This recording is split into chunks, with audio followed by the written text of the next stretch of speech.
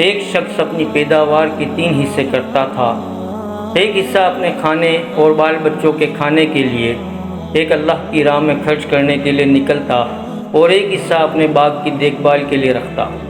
وہ ہمیشہ ایسا ہی کیا کرتا تھا، اس لیے اس کے کھیت میں اللہ تعالیٰ کی طرف سے بڑی برکت ہوتی اور اس کی کھیتی ہمیشہ سرسبز رہتی۔ اگر کبھی اس کے باغ کو سیراب کرنے کے لیے پانی نہ رہتا تو بادل کہیں اور برستے اور پانی ندی نالوں سے ہو کر اس کے ہاں آ جاتا۔ ایک مرتبہ کا واقعہ ہے، ایک آدمی جنگل سے جا رہا تھا کہ اچانک اس کے کان میں آواز آئی کہ کوئی آدمی بادلوں سے کہہ رہا تھا کہ جاؤ اور فلاں کے باغ کو سیراب کر دو۔ بادلوں کو حکم دینے والے شخص نے باغ کے مالک کا نام بھی لیا۔ چنانچہ وہ بادل وہاں سے ہٹ کر ایک پتھریلی زمین پر خوب موسلا دار بارش برسائی۔ وہ پانی بہہ کر ایک نہر میں جا پہنچا۔ وہ نہر اس آدمی کے باغ میں آتی تھی۔ اب وہ آدمی جو جنگل میں بادلوں کا منظر دیکھ رہا تھا، وہ اس بہتے ہوئے پانی کے ساتھ ساتھ چل پڑا، یہ دیکھنے کے لیے کہ آخر یہ پانی کس کے باغ کو سیراب کرتا ہے، آخر یہ ماجرا کیا ہے اور یہ کس بزرگ کی کرامات ہیں۔ وہ آدمی نہر کے کنارے کنارے چلتا ہوا اس باغ تک جا پہنچا اور نہر سے ہو کر اب یہ پانی نالوں کے ذریعے اس کے باغ میں آنے لگا اور باغ کو سیراب کرنے لگا۔ اس باغ میں ایک بزرگ پانی کو ادھر ادھر بکھیر رہے تھے تاکہ پانی پورے باغ میں پھیل جائے۔ اس راہگیر مسافر نے ان سے دریافت کیا کہ حضرت آپ کا نام کیا ہے؟ اس بزرگ نے وہی نام بتائے جو اس مسافر نے بادلوں سے سنا تھا۔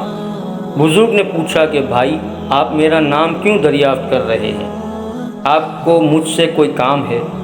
اس مسافر نے بتایا کہ میں جنگل سے گزر رہا تھا، وہاں میں نے ایک عجیب منظر دیکھا کہ کوئی آدمی بادلوں سے کہہ رہا تھا کہ وہ آپ کے باغ کو جا کر سیراب کر دیں۔ اس آدمی نے آپ کا نام بتایا تھا۔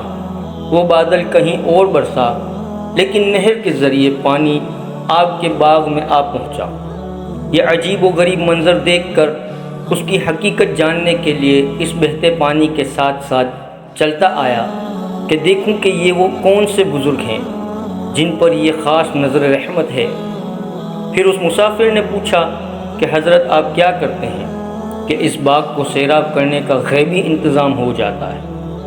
اس پر ان بزرگ نے بتایا، اس باغ سے مجھے جو کچھ بھی ملتا ہے میں اس کے 3 حصے کرتا ہوں، ایک حصہ اپنی اولاد کے لیے، ایک حصہ اللہ کی راہ میں خرچ کرتا ہوں اور ایک حصہ اس باغ کی دیکھ بھال کے لیے۔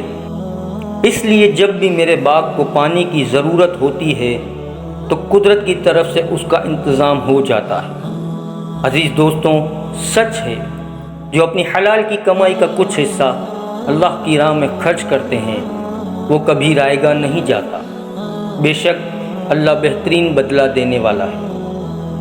آپ کو اگر ہماری ویڈیوز اچھی لگتی ہیں تو لائک اور شیئر کر دیں تاکہ ہماری حوصلہ افزائی ہوتی رہے، اور اگر چینل پر نئے ہیں تو سبسکرائب کر کے بیل نوٹیفیکیشن آن کر دیں تاکہ آنے والی ہر نئی ویڈیو کا نوٹیفیکیشن سب سے پہلے آپ تک پہنچتا رہے۔